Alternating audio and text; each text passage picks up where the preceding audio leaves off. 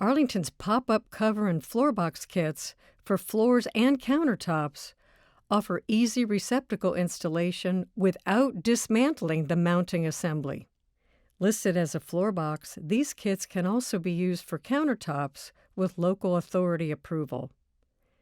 The kit includes the box, trapdoor cover, and a 20-amp receptacle, but you can install any UL-listed standard decorator-style GFCI or GFCI combo receptacle of your own. It's easy. There's no need to remove the mounting assembly. The receptacle installs from the front. Just remove the white cover plate, install the receptacle, and replace the cover plate. That's it. The gasketed stainless steel or black stainless trapdoor covers look great. They close flush with the floor or countertop, preventing damage to the device in the box and minimizing trip hazards in a floor installation.